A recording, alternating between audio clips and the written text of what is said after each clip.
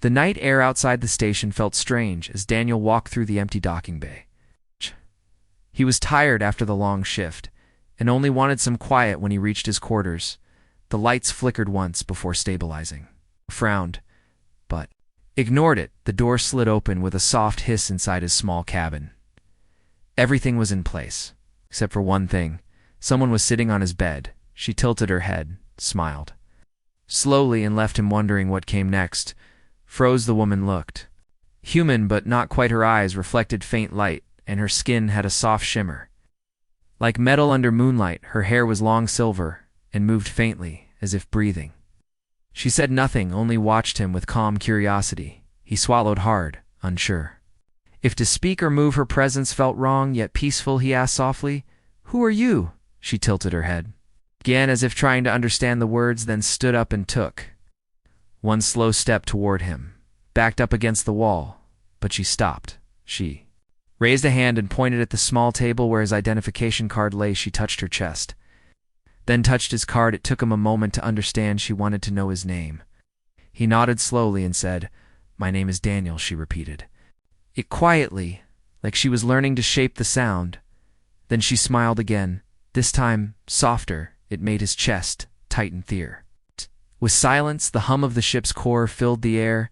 She looked around the room, touching small objects with care: a cup, a photo frame, a book. Her fingers glided across them like she was learning what they meant. Daniel asked, "Are you lost?" But she looked back and shook her head. She pointed to the window beyond. Its stars drifted slowly in the black. She whispered something, too soft for him to hear, but it made the air feel colder. Stepped closer, still cautious. She didn't move away. Instead, she reached for his hand. Her touch was warm, almost human, but there was something beneath the warmth, a faint vibration like a hidden current. He could feel it through his skin. It wasn't threatening, but it wasn't normal either. She looked into his eyes and said one word. Sanctuary blinked. The word was simple, but carried a weight he didn't understand. He asked, "What? Do you mean?" She touched her temple, then his. It felt like a soft pulse spreading through his head. He saw flashes, images of fire-torn ships and strange blue lights surrounding her. He saw her running, hiding, escaping something that burned whole worlds. Then she pulled her hand back. Her eyes glowed faintly, and she whispered again. Sanctuary. Heart raced. She was asking for help. She was not from any known species, at least not one registered by the Alliance. Her ship must have been destroyed, and somehow she made it aboard his, through the maintenance shafts. He didn't know how long she'd been hiding, or how she even breathed the same air, but now she was here looking at him, as if her fate depended on him. He took a slow breath and nodded. He didn't know why, but he couldn't turn her away. He told her, "You can stay here for now." She looked at him with relief, like someone who had been holding their breath too long. Then she sat back on the bed, quietly watching him again, as if waiting for something. He tried to speak, but the words didn't come.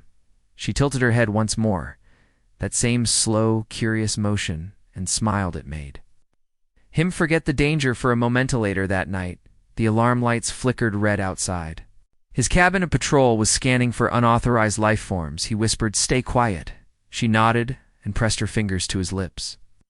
She emitted a faint pulse that seemed to distort the air around them. The sound of the scanners faded like they had been pushed away. Daniel stared as she whispered, "It is hidden now. They will not see the patrol past the lights."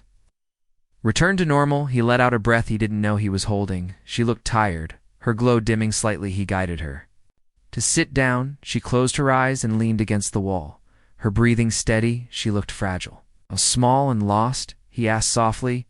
"What are you running from?" She didn't answer. Instead, she lifted her hand and projected a faint image in the air. "Three dark figures with burning eyes," she said. "They want what I have, and they will not stop until I am Gana." Understood little, but knew she was in danger. Her ship destroyed, her people may be hunted. He had to make a choice, turn her in or protect her. His heart made the choice before his mind did. He said, "I will help you." Her eyes opened wide, and she whispered, "You would do this for me?" He nodded.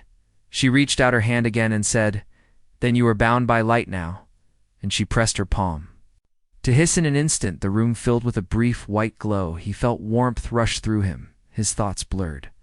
When it faded, she was looking at him with a soft expression and said, "Now we are connected. If I fall, you fall. If I live, you live it." Sounded like both promise and warning. He didn't know what he had just agreed to as the hours passed. The ship drifted silently through space.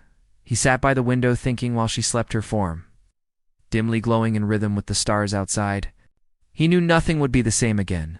Something about her was pulling him toward a fate. He didn't understand she was both mystery and danger wrapped in a fragile calm. When morning came, felt a strange peace, but also fear. She opened her eyes, looked at him and smiled slowly, just as before, leaving him wondering what came next.